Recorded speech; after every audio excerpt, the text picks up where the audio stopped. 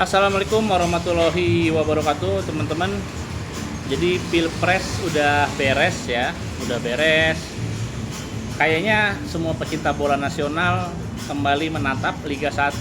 Karena kemarin waktu menjelang momentum politik, itu tayangan sepak bola itu mungkin hanya sebatas Liga 2 ya, bukan level kompetisi paling top di negeri ini. Nah, tapi sekarang Liga 1 sudah mulai menggeliat. Berikutnya Persib lawan apa ya? Lawan apa? Barito kalau nggak salah ya.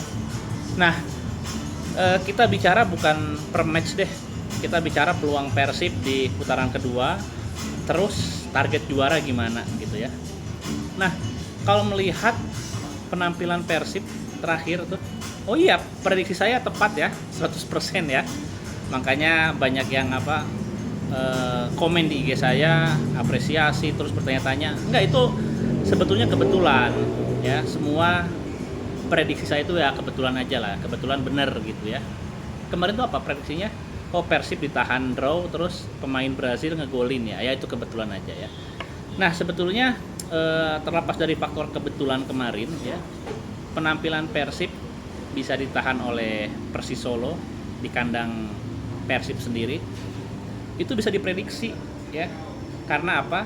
Karena menjelang terutama di babak kedua ya, itu ada beberapa titik di mana Persib ini kadang-kadang nggak fokus, lengah ya, lengah itu beberapa kali. Kalau menghadapi tim atau klub yang nggak istimewa, kelengahan Persib bisa jadi nggak fatal ya, nggak fatal. Apalagi kemampuan untuk memanfaatkan lengahnya klub sebesar Persib itu harus ya dimanfaatkan oleh pemain-pemain dengan level luar biasa. Jadi kalau Persib misalkan main lawan siapa ya, ya klub-klub papan tengah, papan bawah lah. Walaupun Persibnya lengah, pemain belakang lengah, lalu pemain tengahnya kendor ya, jaraknya nggak rapat, itu tetap nggak akan terlalu fatal selama di kubu lawan tidak ada pemain-pemain istimewa, terutama mereka yang memiliki kecepatan sama insting mengumpan bagus ya. Kalau kita perhatikan kemarin waktu lawan Persis itu, Persib itu kelabakan ketika Persis Solo bisa intercept bola dengan cepat, lalu mereka memiliki pemain-pemain dengan insting mengumpan yang bagus ya. Jadi teorinya simple ya. Bola itu mau gimana pun dibawa sama pemain jago dribbling ya, alur bola tetap lebih akan cepat kalau dia dipassing, ditendang ke depan. Nah, Persib akan kewalahan ya. Nih, jadi ada beberapa klub yang kalau Persib lengah ya, dalam artian pemain belakangnya nggak fokus, lalu tengahnya kendor, itu akan fatal ya. Selain Persis Solo tuh punya Mesidoro ya, lalu Sutanto Tan. Nah, itu pemain yang saya bilang bisa mengoptimalkan kelengahan defender Persib sama kendornya lini tengah Persib ya. Di Persija juga bisa bahaya tuh, Persija ya. Kalau Persib lawan Persija terus performa pemain belakang kayak gitu bahaya. Persija, terus PSM setelah nggak ada William Plim nggak akan bisa memanfaatkan lengahnya Persib ya. Siapa lagi ya yang bahaya-bahaya tuh ya? Borneo punya beberapa pemain yang bisa memanfaatkan hal seperti itu. Malah termasuk Madura loh ya. Saya nggak tahu Madura yang sekarang, kalau Madura yang dulu itu punya tuh beberapa Lulinha gitu ya. Beberapa pemain Brazil itu bisa tuh.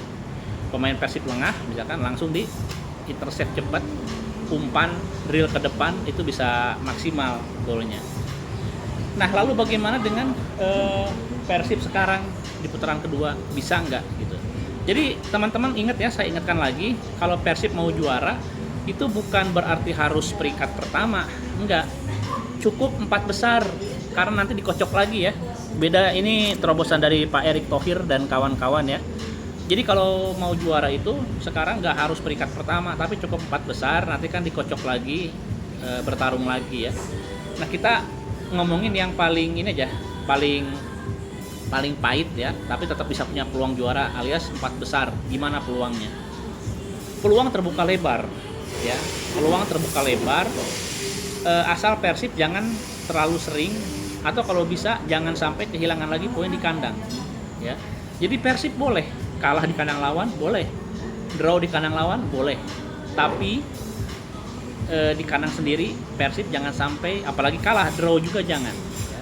Jadi amankan semua poin kandang, plus ya, plus sebisa mungkin mendapatkan poin di kandang lawan. Itu kalau saya hitung, anggap 1 bulan ada 5-6 match aja ya, itu sampai apa, Maret ya, sampai Maret aja Persib udah bisa aman kalau cuma 4 besar. Tapi kalau kayak kemarin ya, di kandang sendiri nggak menang, gagal menang ya, mau draw apalagi kalah, itu berat gitu.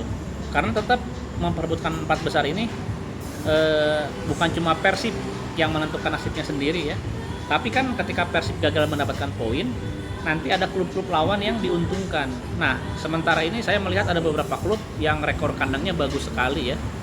Kayak PSIS itu rekor kandangnya bagus kan. Jadi ada beberapa klub yang di bawah Persib, tapi selisih poinnya tipis ya.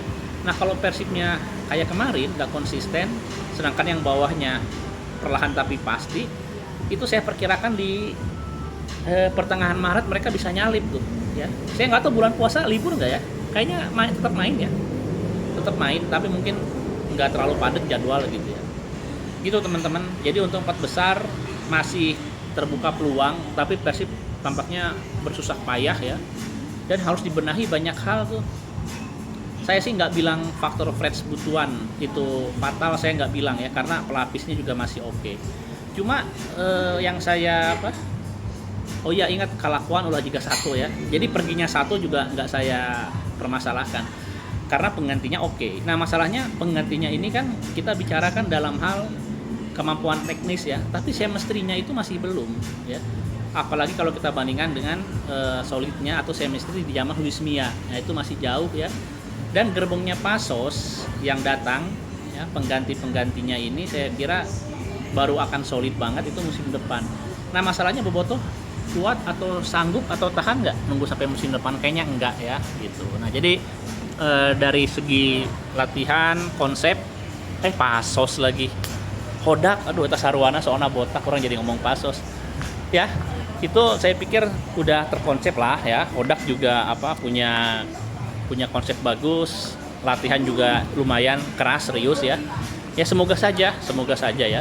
Cuma prediksi saya ya, Persib itu amit-amit ya, bisa jadi malah finish di posisi 5. Nah, kalau posisi 5 finish, kita nggak ada peluang juara ya. Kalau misalkan lolos ke 4 besar, ya mungkin poinnya juga tipis-tipis. Tapi nanti kita lihat ya. Oke teman-teman, karena panas di luar, saya masuk ya. Assalamualaikum warahmatullahi wabarakatuh.